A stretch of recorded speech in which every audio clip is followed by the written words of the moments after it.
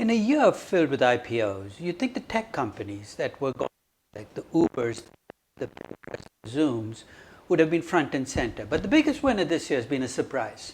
A company called Beyond Meat, a company that makes meatless meat. I know that sounds like an oxymoron. It's a stock that the offering price was set at 25, opened up at about $60 and has not looked back since. In fact, yesterday, at the close of trade on Friday, the stock was trading at close to 170. It took a big dive today, but it's still trading at almost 5 times its offering price. So I thought that it might make sense to take a look at what this company does and why it might be trading the way it is. Let's start with basics. The company's been around almost a decade. It was founded in 2009 in El Segundo in Southern California, and it makes meatless meat alternatives, burgers, ground meat out of pea proteins, basically plant-based alternatives to meat foods. Its claim to fame is that these meatless alternatives taste a lot like meat, that they have the texture, the taste, the smell of meat. And it's clearly aimed at a subset of the population that loves meat but is guilt-ridden or driven by health concerns to not eat meat anymore. In fact, in the prospectus that the company filed in 2019, just before the IPO, the company claimed that it had a proprietary process that allowed it to make this plant-based food that tasted a lot like meat. So with that set up, let's look at where the company sits in the marketplace and what's driving the growth in the company. The company's clearest and most immediate competitor is a company called Impossible Foods, another young company that also creates plant-based burgers and meats that taste a lot like meat. In fact, both companies have adopted remarkably similar strategies where, in addition to going into grocery stores, especially the upper end, and getting their food into the frozen food section, they've also reached out to fast food companies. Impossible Foods has actually been more successful than Beyond Meat in this. Burger King has an Impossible Whopper, a burger that is made out of the plant-based food that Impossible Foods does. But Beyond Meat has its own list of fast food companies, TGI Fridays, Carl Jr.'s, Red Robin, that have built alternatives to those people who don't want to eat meat. No, these are not the only two players in the game. There are other companies lined up, and some of them are old-time organic companies that are vegetarian or vegan-based, like Amy's Kitchen, but also the old players in the meat game. Tyson and Tyson Foods and Purdue, for instance, have turned their attention towards this potential market. Now, what's driving the growth of this market, the meatless meat market, are 3 factors. The first is health. Whether merited or not, red meat has acquired a reputation of being connected to cardiac failure and cancers and bad health. And while the research continues, the shift has already occurred, at least in the US, away from beef to chicken. But there are people who argue that even chicken carries its own health risks. So one factor driving people away from meat-based diets is the desire to have better health. The second is a more recent concern, but it's risen to the top, and that's meats are generally, leave a big environmental footprint. Beef in particular creates a huge footprint in terms of environmental waste, and to the extent that you care about climate change and environmental issues, there are people who are concerned that eating meat adds to those problems. So the second argument for moving away from meat-based diets is based on people who are ecologically, environmentally conscious and want to get away from foods that cause a lot of damage. And the third is taste. We've had meat alternatives for a long time, but they did not taste like meat. They were not like meat in terms of texture and taste. I'm not saying Beyond Meat and Impossible Foods have solved the riddle, but they've come closer. They've come up with foods that are alternatives to meat that taste a lot like meat. As I describe this, though, remember that the focus for these meatless meat companies is not lifelong vegetarians, because I grew up with lifelong vegetarians. Let's face it, they don't like the taste of meat. They don't look forward to it. They've never eaten it. It's really people who love meat but don't really want to eat meat anymore. So let's think about how this plays out in terms of market sizing. What is the potential market here?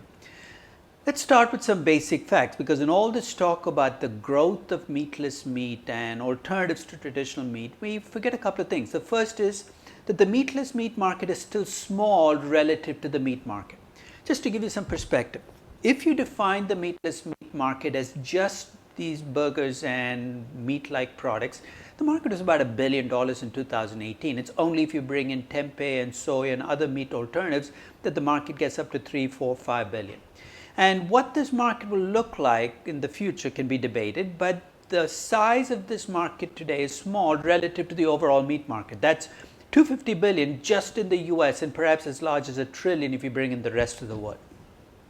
Now, if you're a glass half full kind of person, you're saying this is good. There's a lot of room for meatless meat market to grow because the overall market is so big. If you're a glass half empty person, you're probably looking at this number saying, well, I told you so. This market's never going to get big. There are not that many people who will replace meat with something that tastes like meat, but it comes from plant-based products. The second feature of this market is it's still a niche market. It's made its deepest inroads in urban areas to affluent and more female than male populations. I'm not saying that it can't expand beyond those markets, because there are pluses. This market, even though it's small, is lucrative, but there's only so much they can eat. So in a sense, to grow this market, you have to get out of the urban areas. You have to get to a broader market. Now, not surprisingly, there's a lot of disagreement about what will happen in the future. The question then is, how much will the shift towards vegan and vegetarian diets continue? And how much of the meat market will become meatless?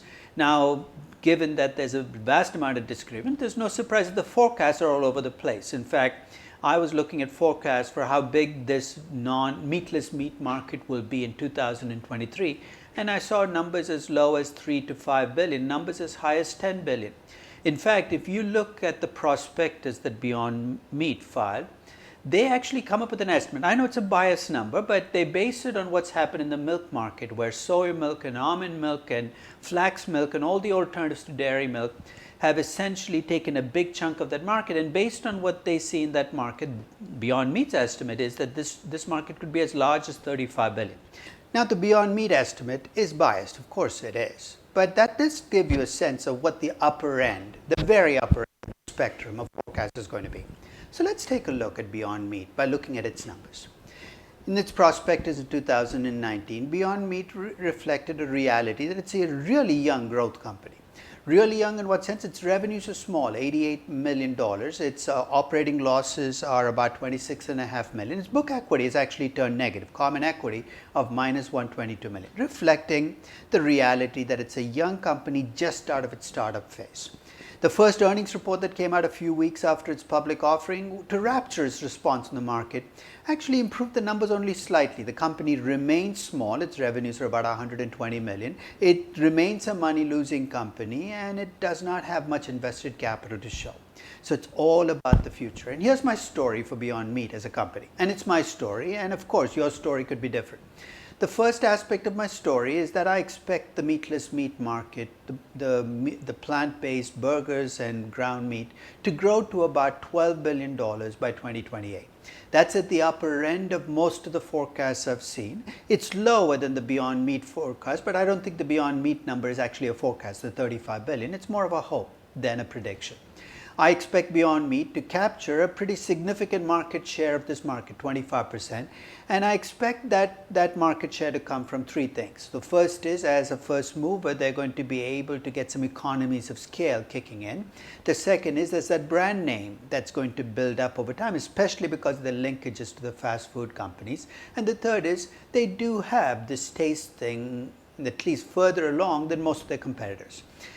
The third part of my story, I'm going to assume that as Beyond Meat grows, it's going to get profitable. How profitable? I looked at the average pre-tax operating margin across food processing companies. And those companies have many of the same advantages that I talked about with Beyond Meat. Economies of scale, brand name, access to distribution. And their pre-tax operating margin, especially for the larger, more successful ones, is about 13.22%. And I'm going to assume that Beyond Meat's operating margins are going to converge on that number. And I'm also going to assume that Beyond Meat is going to be able to get this growth with a lot less reinvestment than a typical food processing company. And to back up the story that they will be able to reinvest less than the typical food processing company, I've assumed that they can generate $3 of revenues for every dollar of capital invested. That's about twice what a typical food processing company does. So that's my story. And there are two elements of risk that I'm going to bring in. The first is Beyond Meat is a food company, and it's a food company. Its cost of capital is relatively low. It's about 7.5%. There is still a significant chance a company will not make it. After all, it's a money-losing company with negative cash flows for the next 5 years, and I bring that in with a 15% chance a company will not make it. So here's the bottom line. With my story in place, with revenues expanding from where they are today to more than $3 billion over the next 10 years, with margins improving from big negative numbers to 13.22% over the next 10 years, reinvestment significantly less than the typical food processing company, a cost of capital that's more typical of a food company, especially as you go through time, and a 15% chance of failure, the value that I get per share is about $47. And that's with what I think is a pretty upbeat, optimistic story. The stock, of course, while I was doing this valuation, was trading at almost $170. During the course of the day yesterday, while I was valuing the company, the stock dropped $41. Gives you an indication of how much these stocks can move around.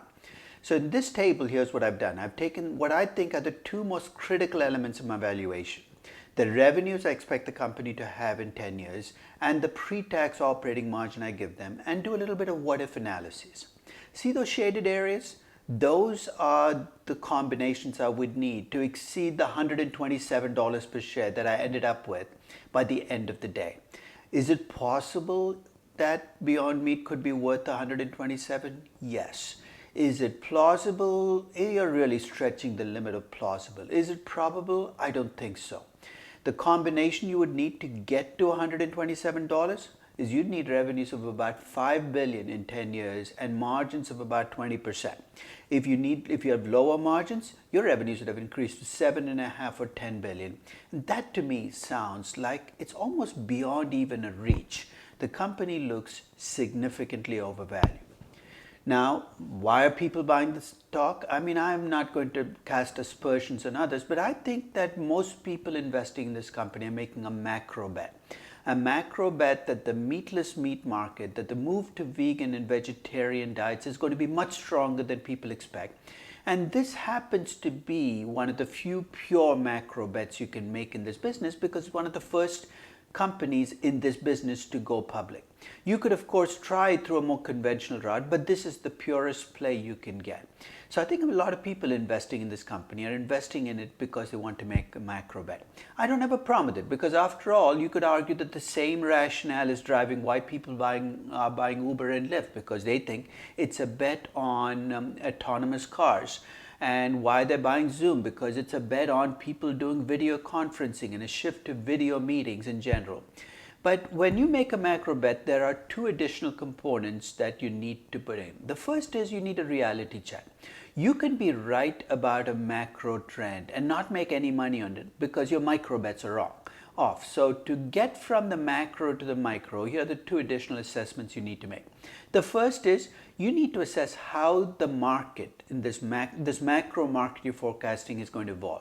There are two ways it can go, at least in the extremes. The first is it can be an incredibly crowded market where everything is commoditized, margins are tiny, revenues can be huge, but people are not making much money. So there's not going to be much value created even though the market is big. The other is the market evolves into a market where there are a few big players with moats or competitive advantages and barriers to entry who can make significant profits. So the first component of this bet is you need the second to be true rather than the first. A market where there are a few players who can make substantial money. Then there's an added component, which is the company or the vehicle you're investing in has to be one of those winners. And you got to make the judgment early. You can't wait and see, well, I'll find out in a few years. You got to make that judgment early. Now you can see why trying to make money on macro bets is so difficult to do. In fact, I wrote a post a few years ago called The Big Market Delusion. How when you're faced with a big market, you can argue that the meatless meat market is potentially a big market. People tend to be overconfident about the picks they make, and collectively there tends to be overvaluation. And my view is this is a market where there's going to be collective overvaluation because people are going to be overconfident in the judgments they make about the companies they pick. So here's what my bets are on Beyond Meat. I have implicitly made assumptions about both how the market is going to evolve and whether Beyond Meat is a winner. And my story, as I said, is an upbeat story. It's a story where the market will evolve, maybe not to the size that Beyond Meat anticipated, the 35 billion, but 12 billion is a pretty substantial jump from where it is today.